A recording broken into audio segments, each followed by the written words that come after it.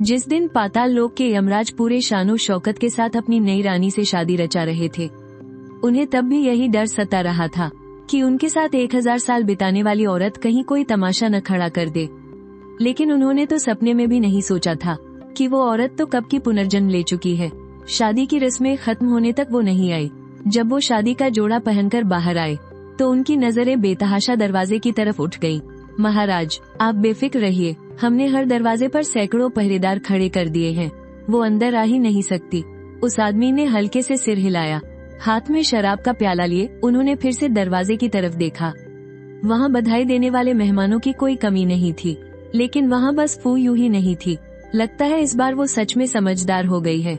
लेकिन जब वो अपने कमरे में गए और उनकी नजर पुनर्जन्म लेने वालों की उस सूची पर पड़ी, तब उन्हें पता चला कि हैरतअंगेज तौर पर उसमें मेरा नाम भी शामिल था।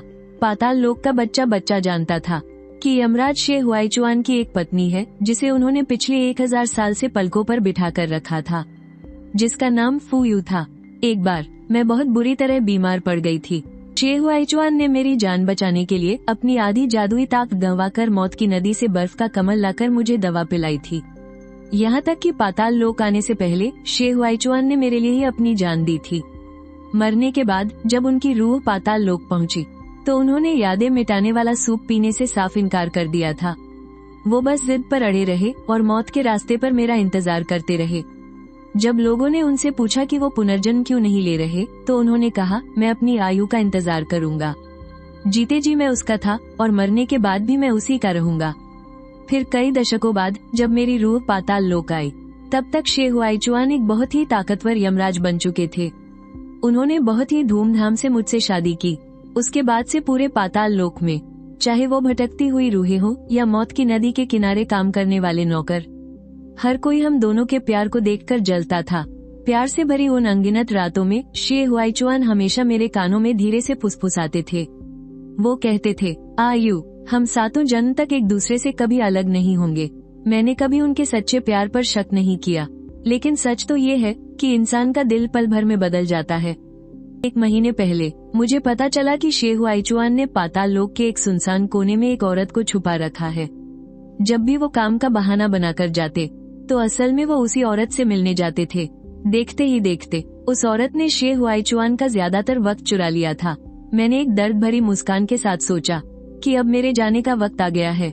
देवी, क्या आप सच में पुनर्जन्म की इस किताब पर अपना नाम लिखना चाहती हैं?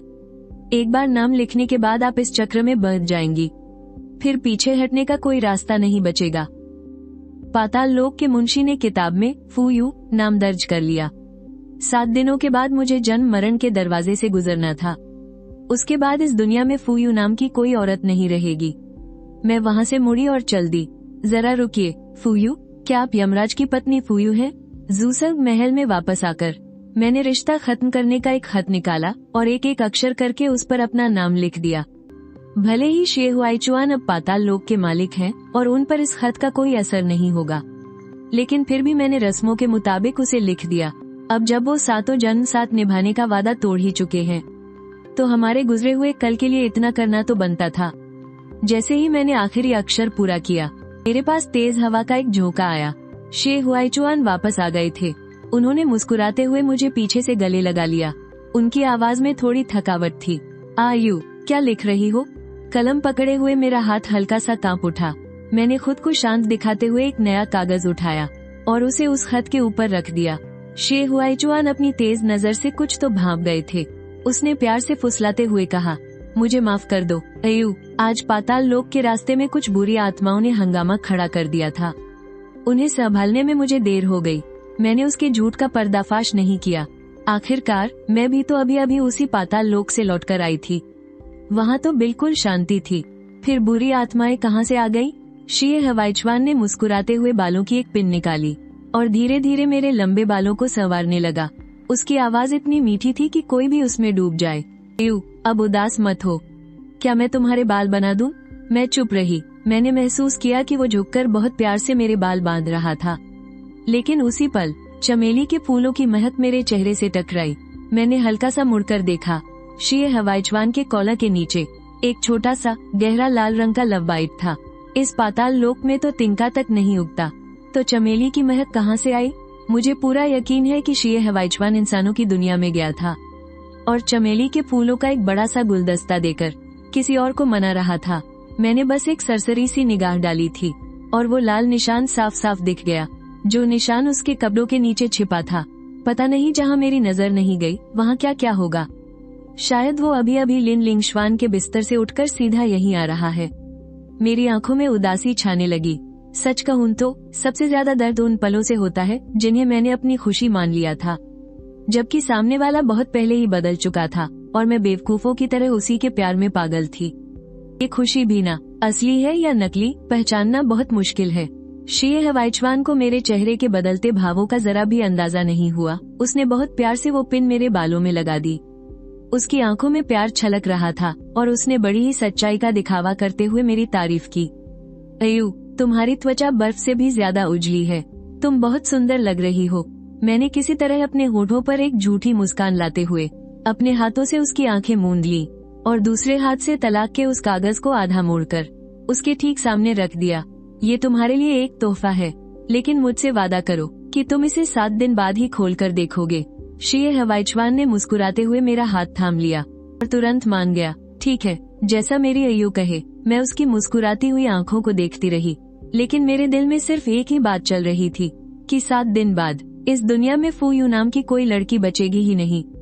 अगले दिन शीये हवाइचवान ने अपने सारे काम छोड़ दिए और वो बड़े उत्साह के साथ मुझे आतिशबाजी दिखाने ले जाने की जिद करने लगा। इंसानों की दुनिया बहुत ही जिंदादिल और रोशन थी। पाताल लोक के उस अंधेरे, नमी और ठंड से न जाने कितनी ही गुना बेहतर। आज बहुत समय बाद मेरे चेहरे पर भी एक अजीब सी चमक आ गई थी। अगर बात शीये हवाइचवान की न होती तो मैं कभी भी पाताल लोक जैसी उस वीरान और खौफनाक जगह पर नहीं रुकती। लेकिन अब क्या फायदा। शीये हवाइचवान उस भारी भीड़ में मेरी रक्षा करते हुए चल रहा था और बीच बीच में मेरी तरफ मुड़कर मेरे बालों की पिन ठीक कर देता। तभी फूल बेचने वाली एक छोटी सी बच्ची भागकर हमारे सामने आई और बड़ी सी मुस्कान के साथ बोली, भैया, अपनी इस सुंदर सी दीदी के लिए ये फूलों का गुलदस्ता खरीद लीजिए ना। मेरी दुआ है कि आप दोनों का साथ 7 जन्मों तक बना रहे। मैं एक पल के लिए सन रह गई। मैं मना करने ही वाली थी कि शीये हवाइचवान मुस्कुराते हुए फूल छांटने लगा। उसने बड़ी तसल्ली से एक एक फूल चुना और आखिर में बड़े ही शान से सारे फूल खरीदने का फैसला कर लिया। रुको, मैं अपनी गहरी सोच से बाहर आई। मैंने उसे टोकते हुए कहा, क्या हुआ अयू, क्या तुम्हें ये पसंद नहीं आए? मैंने हामी भरते हुए सिर हिलाया और बिल्कुल ठंडी आवाज में कहा, मुझे चमेली के फूल बिल्कुल पसंद नहीं है। ये सुनते ही शीये हवाइचवान के चेहरे का रंग उड़ गया।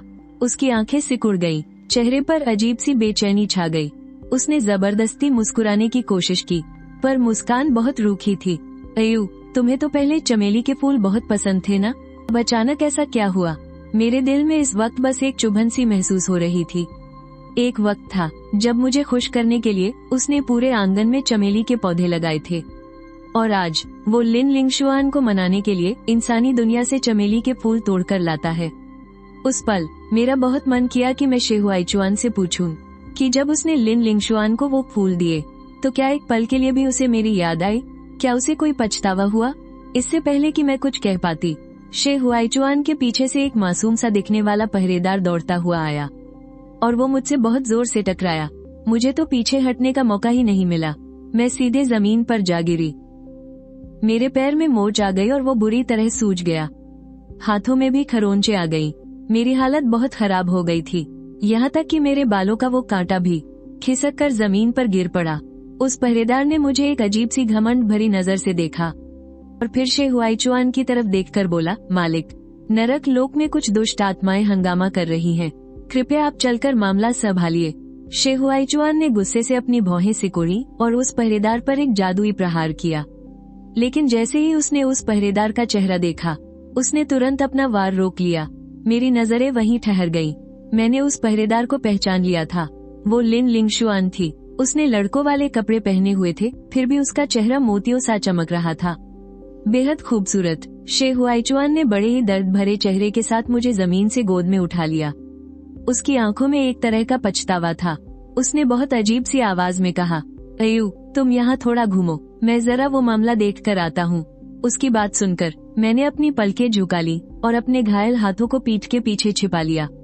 मैंने बहुत ही शांत स्वर में जवाब दिया, ठीक है, मैं खुद वापस चली जाऊंगी।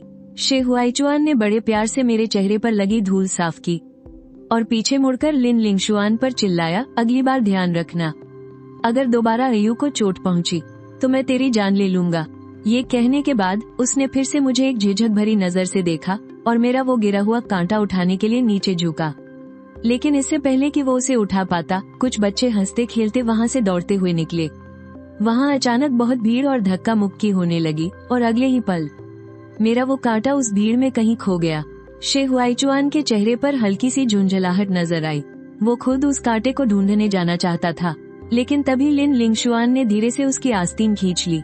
उसकी आवाज बहुत मुलायम थी, मालिक, अगर अभी नहीं गए तो बहुत देर हो जाएगी। उसने तो अपनी औरतों वाली आवाज भी नहीं छिपाई थी। उसके चेहरे पर खुलेआम चिढ़ाने वाले भाव थे। शे हुआईचुआन ने अपनी भौहें सिकोड़ी और जोर से लिन लिंगशुआन का हाथ झटक दिया। उसकी आवाज सर्द हो गई थी, अगर तू यहाँ से दफा नहीं हुई तो मैं तुझे जान से मार दूंगा। उसके हाथ से जादुई शक्ति निकल रही थी और सिर्फ एक ही झटके में लिन लिंगशुआन के गोरे हाथों पर लाल निशान पड़ गए और वो सूज गए। उसके चेहरे पर एक पल के लिए गुस्सा दिखा, फिर उसने मायूसी से अपना मुंह बनाया और वहाँ से पलट कर चली गई। जब वो वहाँ से चली गई तो शे हुआईचुआन ने मेरी तरफ देखा और उसका चेहरा धीरे धीरे शांत हो गया। उसने बड़े प्यार से कहा, अयू, तुम थोड़ा घूमो, मैं बस अभी वापस आता हूँ। मैंने बस हल्के से सिर हिलाया और उसे जाने का इशारा कर दिया। शे हुआईचुआन ने फिर से बड़े प्यार से मेरे बालों को सहलाया और अपने 2 आदमियों को यहीं रुककर मेरी हेयरपिन ढूंढने का हुक्म दिया। उसकी आंखों में एक सख्ती थी, ये हेयरपिन मेरी और अयू के प्यार की निशानी है, इसे हर हाल में ढूंढना है। उसकी ये प्यार भरी बातें सुनकर मैंने मन ही मन एक ठंडी आह भरी और सोचा, जो इंसान बहुत पहले ही बदल चुका हो, उसे अब परवाह करने का नाटक करने की क्या जरूरत है। शे हुआईचुआन को वहाँ से जाते हुए देखकर मैं भी चुपचाप उसके पीछे लग गई। कुछ दूर जाने पर मैंने देखा कि शे हुआईचुआन लिन लिंगशुआन के पास पहुँच गया है। उसने झटके से उसे अपनी बाहों में खींच लिया। उसकी आवाज में हल्की सी सख्ती थी, तुम्हें अयू के सामने नहीं आना चाहिए था। एक सेविका के भेष में खड़ी लिन लिंगशुआन की आंखें भर आईं। वो शे हुआईचुआन के सीने पर हल्के हल्के मुंह के मारते हुए रोने लगी। उसके आंसू टप टप गिरने लगे और वो बहुत ही बेचारी सी आवाज में बोली, मुझे तुम्हारी बहुत याद आ रही थी, इसीलिए तो मैं तुमसे मिलने गई थी। तुम इतने बेरहम कैसे हो सकते हो? देखो जरा, मैंने ये सेविका वाले कपड़े पहने हैं, क्या मैं इसमें कुछ अलग और हसीन नहीं लग रही? लिन लिंगशुआन ने मुंह बनाते हुए कहा और अपनी लाल सूजी हुई बांह उसके सामने कर दी। उसकी आस्तीन के पास से एक हल्का पारदर्शी सा रेशमी कपड़ा साफ झलक रहा था। शे हुआईचुआन ने अपना थूक गटका और उसकी आंखों में हवस की चमक गहरी हो गई। क्या तुम देखना नहीं चाहते कि मैंने इसके अंदर क्या पहना है? तुम्हें पक्का बहुत पसंद आएगा। उसकी ये भड़काने वाली बातें अब बेशर्मी की हद पार कर रही थी। शे हुआईचुआन ने कसकर उसकी बांह पकड़ ली। उसकी आंखों में हवस और भी बढ़ गई थी। उसने बड़ी ही कामुक आवाज में कहा, कहीं ये उसी सेविका के अंदर वाले कपड़े तो नहीं? लिन लिंगशुआन ने नखरे से हंसते हुए अपना सिर उसके सीने में छुपा लिया और इतराते हुए बोली, तुम बहुत गंदे हो। दोनों ऐसे ही हंसते और मस्ती करते हुए पाताल लोक के एक सुनसान महल के अंदर चले गए। खिड़की के शीशे पर उन दोनों के एक दूसरे में खोए हुए साए साफ नजर आ रहे थे और मैं बाहर खड़ी होकर अंदर से आ रही उनकी उन हवस भरी आवाजों को सुन रही थी। मैं देख रही थी कि कैसे शे हुआईचुआन लिन लिंगशुआन की उस चोट लगी बांह को चूम रहा था और उसी वक्त मेरे टखने से ऐसी दर्दनाक टीस उठी जैसे मेरी हड्डियां टूट रही हो। मैंने नीचे देखा, मेरा टखना इतना सूज गया था कि उसकी असली शक्ल ही बिगड़ गई थी। मैंने तो पहले ही तय कर लिया था कि मैं पुनर्जन्म के चक्र में जाऊंगी और बीता हुआ सब कुछ भूल जाऊंगी, लेकिन इस पल मेरा दिल एक अजीब सी तड़प से भर गया था। न जाने कब एक आंसू छलक कर मेरे गालों पर आ गिरा। महल के अंदर से आ रही उन कराहों की आवाजों ने मुझे पागल कर दिया। मैंने तड़पते हुए अपने दोनों कान बंद कर लिए, पर फिर भी मैं उन आवाजों को रोक नहीं पा रही थी। वो सीधे मेरे दिमाग को चीर रही थी, जैसे किसी ने एक तेज धार वाला चाकू सीधे मेरे दिल में घोंप दिया हो। हड्डियों को गला देने वाला ये दर्द, बस इतना ही था। मैंने अपने टखने के भयंकर दर्द को किसी तरह बर्दाश्त किया और लड़खड़ाते कदमों से वहाँ से चल दी। मेरे सलीके से बंधे हुए बाल अब पूरी तरह बिखर चुके थे। हेयरपिन कहीं गिर गई थी और मेरा टखना मोच के कारण सूज गया था। मेरी हालत बहुत ही दयनीय हो चुकी थी। मैं अपने गम को पीते हुए खुद को बस यही दिलासा दे रही थी कि यहाँ से जाने से पहले उसके लिए बहाया गया ये मेरा आखिरी आंसू है। जब मैं सुध बुध खोए हुए वापस जेसोंग महल पहुंची तो शीए हवाईचवान के छोड़े हुए वो दोनों आदमी हाथों में मेरी वही हेयरपिन लिए मेरा इंतजार कर रहे थे। उस हेयरपिन पर नजर पड़ते ही मुझे अचानक वो साल याद आ गया जब शीए हवाईचवान ने मेरे सामने शादी का प्रस्ताव रखा था। उसका चेहरा शर्म से लाल हो गया था और गालों पर एक प्यारी सी लाली छा गई थी, लेकिन फिर भी उसने पूरे विश्वास के साथ मेरी आंखों में देखते हुए बड़ी ही सच्चाई से कहा था, आयु, मैं जन्मों जन्मों तक सिर्फ तुमसे प्यार करूंगा और तुम्हारा ख्याल रखूंगा। मैंने उसकी तरफ देखा और मेरा दिल जोरों से धड़क उठा था। उस दिन के बाद से उसने अपना वो वादा पूरी ईमानदारी से निभाया था। मेरी कही हर एक बात को उसने बिना सोचे माना था। जब भी मुझ पर कोई खतरा आया वो हमेशा ढाल बनकर मेरे सामने खड़ा रहा, यहाँ तक कि आखिर में मुझे बचाने के लिए उसने अपनी जान तक की परवाह नहीं की। और आज बालों के उस कांटे का रंग आज भी फीका नहीं पड़ा है, लेकिन कसमें खाने वाला अब अजनबी हो चुका है। मैंने मुस्कुराते हुए अपना सिर हिलाया और जब दोबारा कुछ कहा तो मेरी आवाज बिल्कुल सामान्य थी। अब नहीं चाहिए, प्यार की उस निशानी को अब मैं नहीं रखना चाहती। शीए हवाईचवान, अब मुझे तुम्हारी भी जरूरत नहीं है। जब मैं गहरी नींद में डूब रही थी तब जाकर शीए हवाईचवान वापस आया। वो दबे पांव मेरे बगल में लेट गया और बहुत ही प्यार से मुझे अपनी बाहों में भर लिया। मैं आंखें बंद किए सोने का नाटक करती रही। अगले ही पल उसने मेरे ठंडे हाथों को थाम लिया और कोई जादुई मंत्र पढ़ा, जिससे कमरे में गर्माहट फैल गई। आधी नींद और आधे होश में मैंने महसूस किया कि शीए हवाईचवान ने कितनी शिद्दत से मेरे ठंडे हाथों को अपने सीने से लगा रखा था ताकि मुझे गर्माहट मिल सके। नींद का नशा मुझ पर हावी होने लगा और मैं खुद को रोक नहीं पाई। मैं गहरी नींद में सो गई। जब मेरी आंख खुली तो बगल में कोई नहीं था। शीए हवाईचवान जा चुका था। पास खड़ी दासी ने आदर के साथ सिर झुकाया और बताने लगी, यमराज जी इन दिनों थोड़े व्यस्त हैं। मैंने बिना किसी दिलचस्पी के बस सिर हिला दिया। अब वो सच में व्यस्त था या फिर लिन लिंगश्वान के साथ वक्त बिताने गया था। मुझे इन बातों से अब कोई फर्क नहीं पड़ता था। पिछले कुछ दिनों से मैं अपने कमरे का सामान समेटने में लगी हुई थी। शीए हवाईचवान ने मुझे बहुत सी चीजें दी थी, कुछ अनोखे खिलौने और कुछ ऐसे तोहफे जिन्हें उसने बड़ी मेहनत से खुद बनाया था।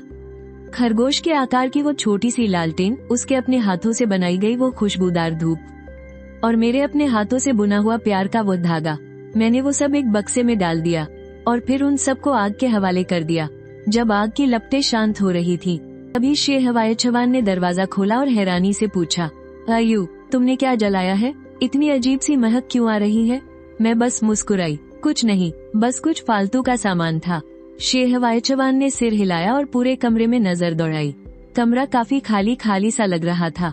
उसने कहा, कुछ दिनों में मैं तुम्हारे लिए कुछ नई चीजें ले आऊंगा ताकि तुम्हारा मन लगा रहे। मैंने कोई जवाब नहीं दिया, लेकिन मेरे दिल में एक अलग ही सुकून था। कुछ ही दिनों में मैं हमेशा के लिए आजाद हो जाऊंगी। फिर मुझे इस बोरिंग पाताल लोक में नहीं रहना पड़ेगा और न ही हर दिन शीए हवाईचवान का इंतजार करना पड़ेगा। वक्त बहुत कम था, इसलिए मैंने कुछ ही दिनों में अपना सारा सामान जलाकर खाक कर दिया। और इत्तेफाक की बात तो ये थी कि मेरा जन्मदिन और मेरे पुनर्जन्म में जाने का दिन दोनों एक ही दिन थे। उस दिन शीए हवाईचवान ने पाताल लोक में एक शानदार दावत रखी। मेरा दिल बहलाने के लिए उसने नाच गाने का भी इंतजाम किया। जैसे ही संगीत शुरू हुआ, सामने आई नर्तकी कोई और नहीं बल्कि लिन लिंगश्वान थी। उसने एक विदेशी नर्तकी का लिबास पहना हुआ था। आग जैसे लाल रंग के कपड़ों में उसकी त्वचा बर्फ सी सफेद लग रही थी और उसके बालों में सजे सोने के गहने झूल रहे थे। उसके हर एक कदम के साथ गहनों की छन छन गूंज रही थी। उसकी आंखों में एक अजीब सी कशिश और नजाकत थी। वह बेइंतहा खूबसूरत लग रही थी। उसने अपने लहराते हुए आस्तीनों को हवा में उछाला और उसकी कमर ऐसे बल खा रही थी मानो उसके शरीर में हड्डियां ही ना हो। जब वो घूमी तो उसकी पोशाक तितली के पंखों की तरह उड़ रही थी। उसका वो नृत्य सच में लाजवाब था। वहाँ मौजूद सारी भटकती आत्माएं उसे फटी आंखों से देख रही थीं। यहाँ तक कि कमरे में जल रही वांगचुवान की मोमबत्तियां भी उसके हर एक कदम के साथ झूमती हुई महसूस हो रही थी। लेकिन शीए हवाईचवान वो शुरू से लेकर अंत तक बिल्कुल शांत बैठा रहा। उसकी नजर एक पल के लिए भी लिन लिंगश्वान पर नहीं गई। वो बस बिना पलक झपकाए लगातार मुझे ही देखे जा रहा था। उसकी आंखों में गहरा प्यार छलक रहा था, जैसे इस महफिल का सारा नाच गाना और रौनक मेरी एक छोटी सी मुस्कान के आगे कुछ भी नहीं। वो अपनी उंगलियों से मेज को हल्के हल्के थपथपा रहा था। उसकी नजरें बस मुझे ही ढूंढ रही थी, यहाँ तक कि शराब डालने का उसका अंदाज भी थोड़ा धीमा हो गया था। उसके होठों पर एक प्यारी सी मुस्कान थी, मानो अगर मैं एक बार मुस्कुरा दूं तो वो इस पाताल लोक की सारी शानो शौकत मेरे कदमों में रख देगा। लिन लिंगशुआन का डांस बहुत ही शानदार था। आखिर में गोल घूमते हुए वो एक घुटने के बल बैठ गई और उसकी लंबी आस्तीनें किसी खिलते हुए लाल कमल की तरह फैल गईं। पूरी महफिल में जोरदार तालियां गूंज उठी, यहाँ तक कि दरवाजे के बाहर खड़े छोटे भूत भी झांकने से खुद को रोक नहीं पाए। मैं भी सबके साथ मुस्कुराई और अपने हाथ उठाकर धीरे से तालियां बजाने लगी। मेरी उंगलियां मेज पर रखे जेड के प्याले को छू रही थी और उसकी हल्की सी ठंडक मेरी उंगलियों से होते हुए मेरे दिल तक पहुंच गई, पर अंदर कोई हलचल नहीं थी। शिए हुआईचुआन ने जैसे ही मुझे मुस्कुराते हुए देखा, उसकी आंखों में अचानक चमक आ गई। वो मुझे बस देखता ही रह गया। फिर उसने जोर से आवाज लगाई, इनाम दो। अय्यू के चेहरे पर मुस्कान लाने के लिए इस दरबार में मौजूद हर एक इंसान को इनाम मिलेगा। उसने अपना हाथ हवा में लहराया और तुरंत छोटे भूत सोने चांदी के गहने और पाताल लोक के बेशकीमती खजाने बांटने लगे। उसने इतनी दरियादिली दिखाई जो सिर्फ और सिर्फ मेरा दिल जीतने के लिए थी, बिल्कुल वैसे ही जैसे वो पिछले हजारों सालों से करता आ रहा था। ये सुनकर लिन लिंगशुआन धीरे से उठी। उसके चेहरे पर एक मीठी सी मुस्कान थी। उसकी आवाज किसी घंटी की तरह मीठी थी। उसने शिए हुआईचुआन के सामने झुककर सलाम किया। इनाम के लिए बहुत बहुत शुक्रिया मालिक। आज फू यूजी का जन्मदिन है। ये दासी उनके लिए शराब परोसना चाहती है। मेरी दुआ है कि आपकी जिंदगी में कभी कोई गम न आए और मालिक के साथ आपका रिश्ता हमेशा ऐसा ही प्यार भरा रहे। ये कहते हुए उसने शराब की सुराही उठाई और नाजुक कदमों से मेरी मेज की तरफ बढ़ने लगी। उसकी आवाज सुनकर शिए हुआईचुआन जैसे होश में आ गया। उसने हल्के से अपनी भौहें सिकुड़ी। उसकी नजर लिन लिंगशुआन पर पड़ी। उसकी आंखों में एक अजीब सी घबराहट थी, जैसे उसे अभी अभी एहसास हुआ हो कि डांस करने वाली ये लड़की कोई और नहीं बल्कि वही है। उसने बिना सोचे ही उसे रोकने के लिए अपना हाथ बढ़ाना चाहा। उसके होंठ कुछ कहने के लिए हिले, पर आखिरकार वो एक कदम पीछे रह गया। इससे पहले कि शिए हुआईचुआन कुछ कह पाता, लिन लिंगशुआन शराब लेकर मेरे सामने खड़ी हो चुकी थी। वो थोड़ा सा झुकी और सुराही का मुंह मेरे जेड के प्याले की तरफ कर दिया। मैंने अपनी पलकें झुकाकर उसे देखा। मेरी नजरों में कोई भाव नहीं था, बस एक ही नजर में मैंने उसके बालों में लगे उस जेड के हेयरपिन को पहचान लिया। वो एक बहुत ही कीमती सफेद जेड से बना था, जिसके सिरे पर एक खिलते हुए चमेली के फूल का डिजाइन था। उसकी नक्काशी इतनी बारीक और खूबसूरत थी कि क्या कहने। वो डिजाइन शिए हुआईचुआन ने खुद अपने हाथों से बनाया था। हजारों साल पहले उसने मेरे लिए भी बिल्कुल वैसा ही एक हेयरपिन तराशा था। उसने कहा था कि ये चमेली हमेशा खिलती रहेगी और सालों साल हम दोनों हमेशा साथ रहेंगे। पर चमेली का वो हेयरपिन जो मेरा था, वो बहुत पहले इंसानों की दुनिया की उन रंगीन गलियों में भीड़ के बीच कहीं खो गया था। और अब ये वाला लिन लिंगशुआन के बालों में सजा हुआ था। लिन लिंगशुआन ने अपनी पलकें झुका रखी थी। उसकी लंबी पलकों के पीछे छुपी उसकी चालाकी साफ छलक रही थी। वो थोड़ा मेरे करीब आई। उसकी गर्म सांसें मेरे कानों को छू रही थी। उसने एक ऐसी आवाज में जिसे सिर्फ हम दोनों सुन सकते थे, एक एक लफ्ज जैसे जहर में डुबोकर कहा, फू यूजी, आपकी किस्मत तो सच में बहुत अच्छी है। यमराज तुम्हें इतना प्यार करते हैं, लेकिन क्या तुम्हें पता है, आज मेरे हाथ थोड़े कांप रहे हैं, तो जरा बर्दाश्त कर लेना। अगर किसी को दोष देना ही है तो हुवैचवान को देना। उसकी आवाज बहुत ही मीठी थी, लेकिन उसमें चुभने वाला ताना था। उसकी उंगलियों ने शराब की सुराही को पकड़ा हुआ था और वो उसे धीरे धीरे हिला रही थी। सुराही के अंदर शराब छलक रही थी। अभी थोड़ी देर पहले जब तुम झूसोंग महल में सो रही थी ना, तब उसने बगल वाले कमरे के बिस्तर पर मुझे 3 बार अपना बनाया। सच कहूँ तो मेरी तो हालत ही खराब हो गई। जब उसने मुझे अपनी बाहों में लिया तो कहने लगा कि झूसोंग महल के इतने करीब मेरे साथ प्यार करने में उसे कुछ ज्यादा ही मजा आ रहा था। शायद ये सोचकर कि तुम बस थोड़ी ही दूर पर हो, उसका मजा और भी बढ़ गया था। मेरी उंगलियां कस गई और जेड का प्याला पकड़े पकड़े मेरे पो सफेद पड़ गए। प्याले की शराब छलक उठी, जिसमें मेरी आंखों की ठिठुरती हुई खामोशी साफ झलक रही थी। हजारों सालों का हमारा साथ, वो प्यार भरी मीठी मीठी बातें, जन्मों जन्मों तक साथ निभाने के वो सारे वादे, आज उसकी बातों से पूरी तरह से चकनाचूर हो गए। लेकिन लिन लिंगशुआन का मन शायद इतने से नहीं भरा था। वो आगे बोली, अरे हाँ, उसने ये भी कहा कि उसे मेरा ये नाजुक सा जिस्म बहुत पसंद है, रुई जैसा मुलायम। जब वो मुझे अपनी बाहों में भरता है ना, तो बस उसका मन करता है कि वो हमेशा मेरे ही बिस्तर पर रहे। फुयू, तुम हजारों सालों से उसके साथ हो। मुझे लगता है हुवैचवान ने तुम्हारे साथ कभी ये सब आशिकी के खेल नहीं खेले होंगे, है ना? आखिर उसने अकेले में मुझे बताया था कि तुम बहुत ही रूखी हो, एकदम बोरिंग। तुम तो उस पर कभी मुस्कुराती भी नहीं। तुम मेरे जैसी चुलबुली कहाँ से बनोगी। उसने आंखें उठाई। उसकी नजरों में जीत का गुरूर और सीधा सीधा चैलेंज था। वो मुझे घूर रही थी, जैसे मेरी इस टूटी हुई और बेबस हालत का मजा ले रही हो। जरा सोचो, क्या वो थोड़ी देर बाद तुम्हारे साथ जाएगा और तुम्हारा जन्मदिन मनाएगा, या फिर हमेशा की तरह कोई बहाना बनाकर चुपके से बगल वाले कमरे में मेरे पास आ जाएगा। लिन लिंगशुआन की बात खत्म हुई। उसकी आंखों से घमंड छलक रहा था। उसने मेरी आंखों में देखा और जानबूझकर अपनी उंगलियों को हिला दिया। सुराही टेढ़ी हुई और सुनहरे रंग की शराब पल भर में छलक गई। सारी शराब मेरी सफेद रंग की खूबसूरत ड्रेस पर गिर गई, जिससे उस पर एक बड़ा सा दाग पड़ गया। शराब की महक और उसके शरीर से आ रही चमेली की तेज खुशबू सीधे मेरे चेहरे से टकराई। मुझे उल्टी सी आने लगी। तभी अचानक कुछ ऐसा हुआ, महल में चल रहा शोर अचानक से रुक गया और सबकी नजरें बस हम दोनों पर आकर टिक गईं। ऐसा लगा जैसे हवा भी थम गई हो। शिए हुवैचवान ने पलक झपकते ही कुछ किया। उसने बिना कुछ सोचे अपना हाथ उठाया और एक बेहद तेज जादुई वार सीधा लिन लिंगशुआन की सुराही पर दे मारा। सुराही हवा में उछलकर दूर जा गिरी और जमीन पर गिरते ही चूर चूर हो गई। लेकिन शराब की कुछ बूंदें मेरी ड्रेस पर आ ही गिरी। वो ठंडी शराब जब मेरी त्वचा से छुई तो मेरी हड्डियां तक कांप उठी। वो झटके से अपनी जगह से खड़ा हो गया। उसकी बाहें तन गईं और उसका चेहरा गुस्से से इस कदर लाल था जैसे अभी फट पड़ेगा। उसने लिन लिंगशुआन पर जोर से चिल्लाते हुए कहा, तेरी मौत आई है क्या? उसकी आवाज में इतना गुस्सा था कि किसी की भी रूह कांप जाए। यमराज का खौफ पूरे कमरे में फैल गया और महल के सारे छोटे मोटे भूत प्रेत डर के मारे थर थर कांपने लगे। वो सब घुटनों के बल जमीन पर गिर पड़े। किसी की भी सिर उठाने की हिम्मत नहीं हो रही थी।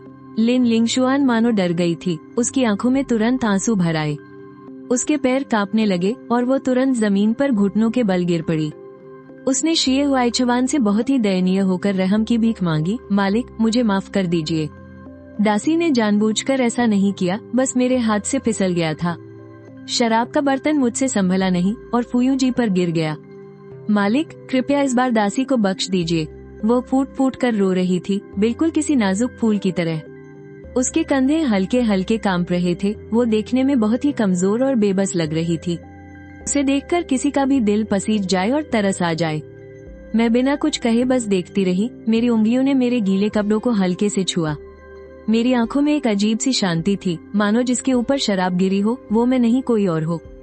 मानो मेरे सामने चल रहा यह नाटक मुझसे कोई वास्ता ही नहीं रखता हो। शिए हुआइचवान ने पहले मुझे देखा और फिर घुटनों के बल गिड़गिड़ाती लिन लिंगशुआन को देखा।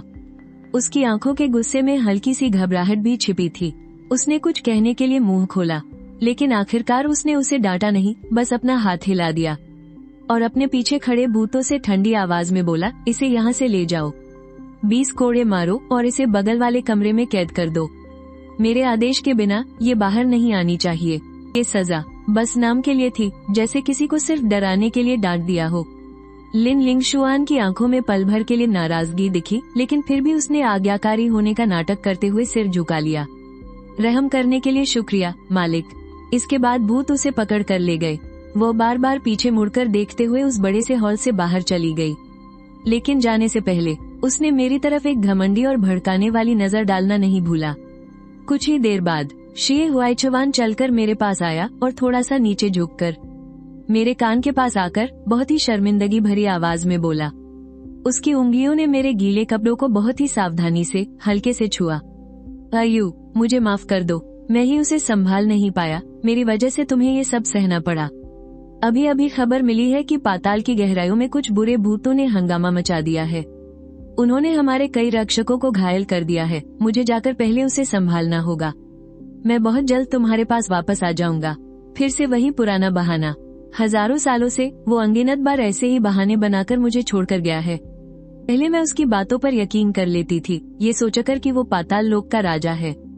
उस पर बहुत बड़ी जिम्मेदारियां हैं और मुझे लगता था कि उसके दिल में मेरे लिए प्यार है, कि वो चाहकर भी कुछ नहीं कर सकता। लेकिन अब मुझे सब साफ साफ समझ आ गया है। वो जिसे अपना जरूरी काम बताता है, वो लिन लिंगशुआन से मिलने का बस एक ढोंग है, और वो जिसे अपनी मजबूरी कहता है, वो दिल भर जाने के बाद मुझे टालने का बस एक तरीका है। ठीक है, तुम जाओ। इससे पहले कि वो अपनी बात पूरी करता, मैंने उसे बीच में ही टोक दिया। मेरी आवाज एकदम शांत थी, उसमें न तो कोई खुशी थी और न ही कोई गुस्सा। मेरी नजरें बाहर टंगे लाल लालटेनों पर टिकी थी। वे लालटेन बहुत ऊंचाई पर लटके हुए थे, पाताल लोक के उस अंधेरे आसमान को तो रोशन कर रहे थे, लेकिन मेरे दिल की ठंडक को मिटा नहीं पाए। शे हुआइचवान पल भर के लिए चौंक गया, मानो उसे उम्मीद नहीं थी कि मैं इतनी आसानी से मान जाऊंगी। उसकी आंखों में थोड़ी हैरानी दिखी, लेकिन फिर तुरंत उसके चेहरे पर एक झूठी सी मुस्कान आ गई। उसकी उंगलियों ने बहुत प्यार से मेरे गालों को छुआ और वो मीठी आवाज में बोला, मेरी जान, तुम तब तक यहीं बैठकर नाच गाना देखो, थोड़ी मिठाइयाँ खा लो और मेरा इंतजार करना। मैं अभी वापस आऊंगा, तुम्हारे लिए वांगचुवान नदी के किनारे से सबसे ताजे फल लेकर आऊंगा, तुम्हारे सबसे पसंदीदा। मैंने खामोशी से उसकी आंखों में देखा। वो आंखें जो कभी प्यार और नरमी से भरी रहती थी, अब उनमें घबराहट और एक दिखावा छलक रहा था। पहले जैसी वो सच्चाई अब कहीं नजर नहीं आ रही थी। मैंने उसे देखा और फिर धीरे से मुस्कुरा दी। वो हंसी बहुत ही हल्की थी, लेकिन उस शांत महल में बिल्कुल साफ गूंज रही थी, जिसमें एक आजादी का एहसास था, थोड़ा तंज था और एक ऐसा दर्द जिसे कोई नहीं समझ सकता। अब और इंतजार नहीं। मैंने उसे देखा और एक एक लफ्ज बिल्कुल साफ शब्दों में कहा, अब से मैं तुम्हारा इंतजार कभी नहीं करूंगी। ये बात एक सुई की तरह जोर से शे हुआइचुवान के दिल में चुभ गई। वो बिना किसी वजह के घबरा सा गया। उसकी आंखों में एक अजीब सी बेचैनी झलक उठी जिसे वो खुद भी नहीं समझ पाया। उसका सीना जैसे किसी चीज से भारी हो गया था, घुटन सी महसूस होने लगी। उसने कुछ बोलने के लिए अपने होंठ खोले। मुझे रोकना चाहा, लेकिन लफ्ज जुबां तक आते आते वापस गले में ही घुट गए। उसने जबरदस्ती अपनी उस बेचैनी को दबा लिया। उसे लगा कि मैं बस यूं ही गुस्सा हूँ और थोड़े नखरे दिखा रही हूँ। उसने अपना हाथ बढ़ाया, एक बार फिर मेरे बालों को सहलाने के लिए, जैसे वो पहले भी मुझे मनाने के लिए किया करता था। लेकिन मैंने अपना चेहरा हल्का सा मोड़ लिया और उसके छुअन से खुद को दूर कर लिया। शे हुआइचुवान का हाथ हवा में ही रुक गया। उसकी आंखों में पछतावा और गहरा हो गया, पर आखिरकार वो वहाँ रुका नहीं। उसने बस जल्दी से इतना कहा, मेरे लौटने का इंतजार करना, और मुड़कर तेज कदमों से वहाँ से चला गया। उसकी परछाई जल्द ही महल के मोड़ पर ओझल हो गई और वो बगल वाले महल की तरफ बहुत तेजी से बढ़ गया। आखिरकार उसने उसी को चुना। उसी वक्त महल के बाहर से एक मुर्गे की तेज बांग सुनाई दी, जिसने पाताल लोक के उस सन्नाटे को चीर दिया। वो पुनर्जन्म के दरवाजे खुलने का इशारा था। पुनर्जन्म के चक्र में जाने का वक्त आ गया था। मुर्गे की वो बांग जैसे मेरी आजादी का एक पैगाम थी, जो मेरे दिल पर एक सुकून की तरह उतरी। मैंने धीरे से अपना हाथ उठाया और अपने बालों से वो लाल पिन निकाल दी, जो आज सुबह ही शे हुआइचुवान ने खुद मेरे बालों में सजाई थी। वो हमारी 100 साल की शादी की निशानी थी। उसने कहा था, 50 करोड़ लाल जेड बुरी नजर से बचाता है, 000000, कि ये हर साल मेरी रक्षा करेगा। मेरी उंगलियों ने उस ठंडी जेड की पिन को पकड़ा। मैंने सजावट और रोशनी से जगमगाते उस महल को एक नजर देखा, घुटनों के बल बैठे उन छोटे भूतों को देखा, मेज पर रखे उन 56 भोगों को देखा, और आखिर में उस रास्ते को देखा जिधर शे हुआइचुवान गया था। अब मेरी आंखों में उसके लिए कोई भी लगाव नहीं बचा था। मैंने उस लाल जेड की पिन को धीरे से मेज पर रख दिया और एक एक कदम बढ़ाते हुए महल के बाहर जाने लगी, पुनर्जन्म के उस दरवाजे की तरफ। मेरा हर बढ़ता कदम जैसे मेरी बेड़ियों को कम कर रहा था। मेरा हर बढ़ता कदम मेरे दिल के बोझ को हल्का कर रहा था। मेरा हर बढ़ता कदम मुझे और भी ज्यादा आजाद महसूस करा रहा था, जैसे सदियों पुरानी जंजीरें टूट गई हों और आखिरकार मैं सुकून की सांस ले पा रही थी। महल के बाहर लाल लालटेनें अब भी ऊंचाई पर लटकी थी, जो मेरी अकेली परछाई को रोशन कर रही थी। पाताल लोक की हवा धीरे से बही और मेरे लंबे बालों को उड़ाकर ले गई। वांगचुवान नदी की वो ठंडी हवा अब मेरे मन की इस शांति को कभी नहीं मिटा पाएगी। जूसर्ग महल की उस दिशा में हमारी सदियों पुरानी यादें आज भी जिंदा हैं, लेकिन वो यादें आखिरकार अब बीता हुआ कल बन चुकी हैं। अब कभी वापस नहीं लौटा जा सकता। जब तक मैं पुनर्जन्म के इस दरवाजे पर खड़ी हूँ, हल्की सी सफेद चमक बिखेरते इस दरवाजे को देख रही हूँ, जिसके पीछे एक अनजाना सा नया जन्म है, एक ऐसी नई जिंदगी जहाँ पिछले जन्म की कोई याद नहीं होगी। पाताल लोक की इस ठंडी और सुनसान दुनिया में भी आज मुझे थोड़ी सी गर्माहट महसूस हो रही है। बस फर्क इतना है कि ये गर्माहट शे हुआइचुवान की वजह से नहीं है और न ही हमारे सदियों के उस साथ की वजह से है। अगले ही पल मैंने अपनी आंखें बंद कर ली और पुनर्जन्म के उस दरवाजे की सफेद रोशनी की तरफ सीधे छलांग लगा दी। अब से हमारे रास्ते हमेशा के लिए अलग हो गए, चाहे आसमान की ऊंचाइयां हो या पाताल की गहराइयां। अब फू यू नाम की वो लड़की कहीं नहीं मिलेगी। अब वो फू यू कभी नहीं मिलेगी जिसने शिए हुवाई छवान के लिए दुनिया भर की खुशियां छोड़ दी थी, जो सदियों तक इस ठंडे पाताल लोक में उसके लिए रुकी रही। अब वो फू यू नहीं रही जिसने उसके 7 जन्मों के झूठे वादों पर यकीन किया था और आखिर में सिर्फ धोखा ही खाया। तेज हवाएं मेरे कानों के पास गूंज रही थी। वो हड्डियां कंपा देने वाली ठंड मेरे गालों को चीरती हुई गुजर रही थी। मेरा शरीर लगातार नीचे गिरता जा रहा था, सीधे पुनर्जन्म के उस अनंत सफर की ओर। तभी मेरे पीछे से एक दिल दहला देने वाली चीख सुनाई दी। उस आवाज में एक अजीब सी घबराहट थी, एक खौफ था, एक ऐसा सदमा था जिस पर यकीन न हो। वो आवाज तेज हवाओं को चीरती हुई साफ साफ मेरे कानों में पड़ी। आयु, वो शिए हुवाई छवान की आवाज थी। पता नहीं ऊपर वाले को मुझ पर तरस आ गया था या शायद मेरे मन के किसी कोने में कोई आखिरी जिद बाकी थी। पुनर्जन्म के उस दरवाजे में कूदने के बाद भी मेरा नया जन्म तुरंत शुरू नहीं हुआ। ऐसा लगा जैसे किसी अदृश्य ताकत ने मेरे शरीर को हवा में थाम लिया हो। मैं हवा के बीचों बीच लटकी हुई थी और तभी मुझे अपने कानों में एक बहुत ही हल्की सी आह सुनाई दी। उस आह में एक गहरा दुख था और एक अजीब सी बेबसी थी। और अगले ही पल मेरी आत्मा धीरे धीरे ऊपर उठने लगी, जैसे किसी बहुत ही कोमल हवा ने उसे उठा लिया हो। मैं पुनर्जन्म के उस दरवाजे के ठीक ऊपर तैर रही थी और वहां से नीचे का सारा नजारा देख रही थी। मैंने देखा शिए हुवाई छवान पागलों की तरह भागता हुआ आ रहा था। उसके कपड़े अस्त व्यस्त थे, बाल बिखरे हुए थे। उसे देखकर लग ही नहीं रहा था कि वो पाताल लोक का कोई खूंखार और रुतबे वाला राजा है। उसकी आंखों में ऐसा खौफ था जो जैसे उसे अंदर से खाए जा रहा था। वो तेजी से पुनर्जन्म के दरवाजे की तरफ झपटा। उसने अपने हाथ आगे बढ़ाए जैसे वो मुझे नीचे गिरने से बचा लेना चाहता हो, लेकिन उसकी उंगलियों में सिर्फ ठंडी हवा ही आई। वो मुझे नहीं पकड़ पाया। उसका शरीर पुनर्जन्म के दरवाजे के सुरक्षा कवच से जोर से टकराया और एक जोरदार आवाज गूंज उठी। उस कवच पर पानी की हल्की लहरों जैसी चमक उठी और उसने झटके से उसे पीछे फेंक दिया। वो लड़खड़ाते हुए कुछ कदम पीछे गया और गिरते गिरते बचा। उसके चेहरे का रंग धीरे धीरे उड़ने लगा और वो पूरी तरह से पीला पड़ गया। वो पाताल लोक का राजा, जो कभी इतना मगरूर और अपनी ताकत के गुरूर में रहता था, इस वक्त किसी भटके हुए बच्चे की तरह लग रहा था। वो लाचार होकर उस दरवाजे के पास खड़ा था और उस सफेद चमक वाले दरवाजे को ऐसे घूर रहा था जैसे उसकी आर पार देख लेना चाहता हो। तभी उसकी नजर जमीन पर गई और जैसे ही उसने मेरी गिरी हुई उस लाल झुमकी को देखा, उसका पूरा शरीर जोर से कांप उठा, यहाँ तक कि उसकी उंगलियां भी थरथराने लगी।